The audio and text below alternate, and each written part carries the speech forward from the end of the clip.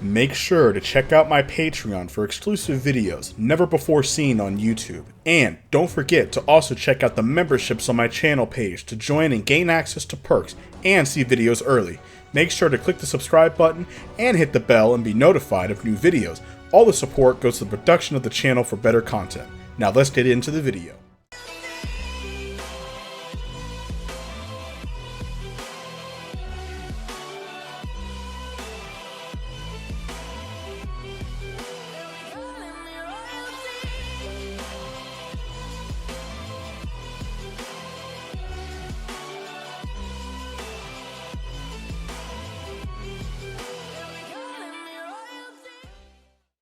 Real quick shout out to all the members that are there on the screen. Go check them out. Go give them a like, subscribe, show them some love and support.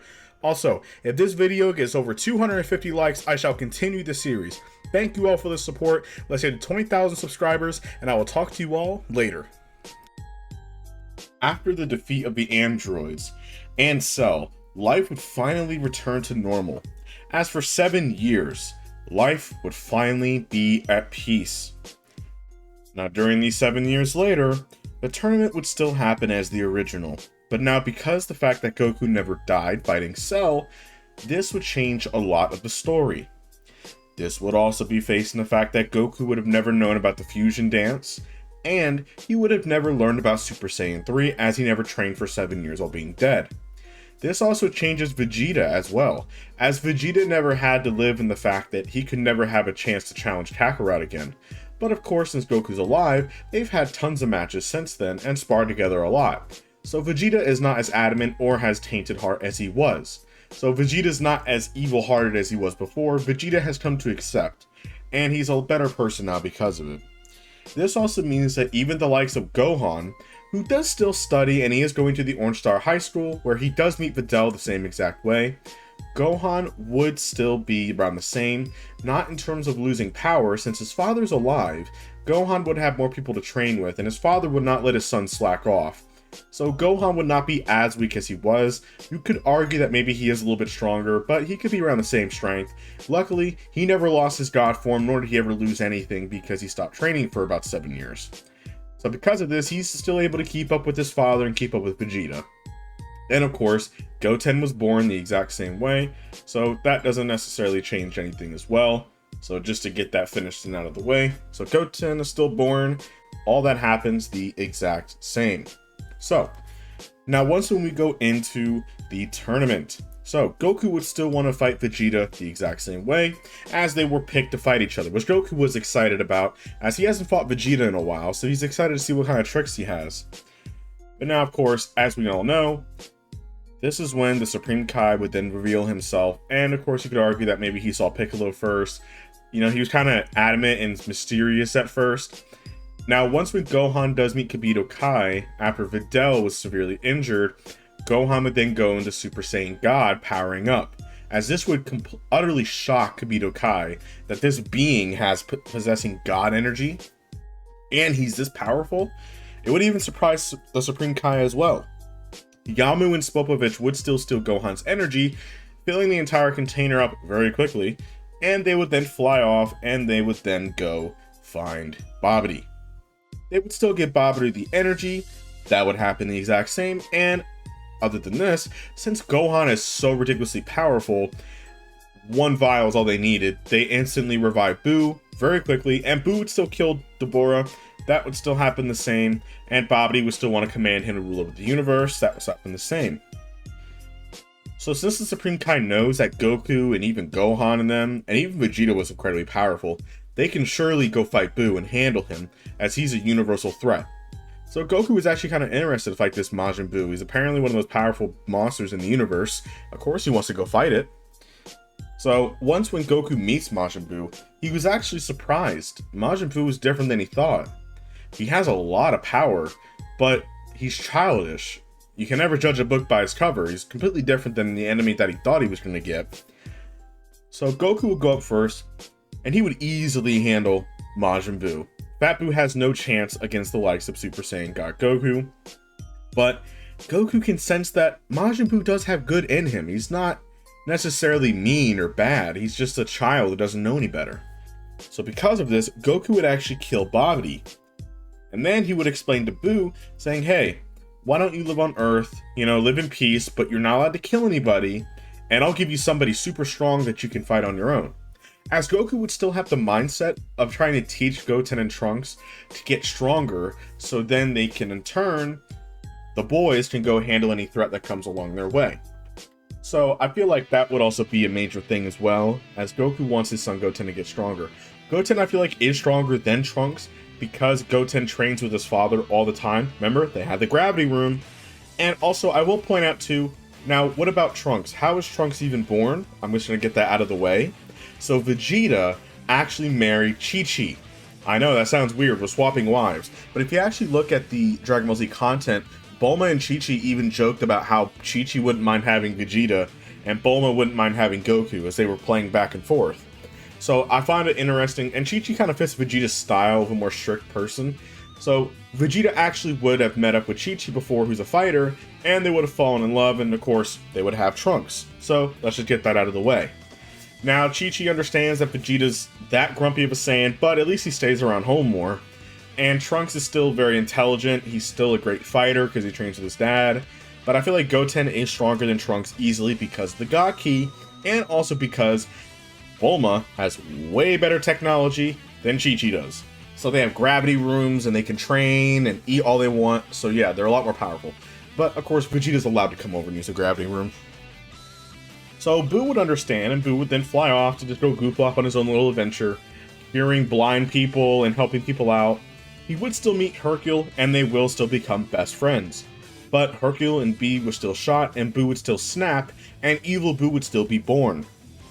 Because of this, Evil Buu would still eat Fat Buu, and then become Super Buu. But because of this, while Goku and Vegeta was training their sons, getting them ready, this would quickly change, as then they would then sense a lot of people dying, as this is because, well, Super Buu was born.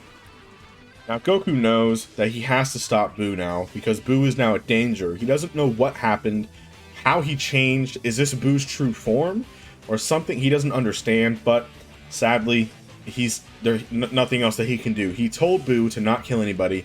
Buu is doing that. Well, Goku has to kill him, and he's upset that his sons could not go out there and go fight Buu on their own. They're not ready yet to fight this creature, so Goku has to handle it, but there's always another time. So Goku would then go fight Super Buu. He would note that Super Buu is a lot stronger than he was before, and a lot more evil, but this is Super Saiyan God Goku. He would easily kill Buu, and he would shoot a full power Kamehameha wave and completely obliterate Super Buu. As peace was restored, sadly there is no good Buu or Oob as well, so there's no Majin or anything else.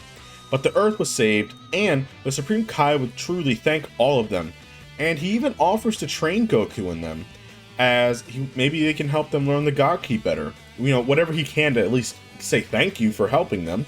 Goku would of course accept, as that's a new teacher, and of course Vegeta's not going to get left behind. He's of course going to go help, and Gohan wouldn't mind doing it as well as too.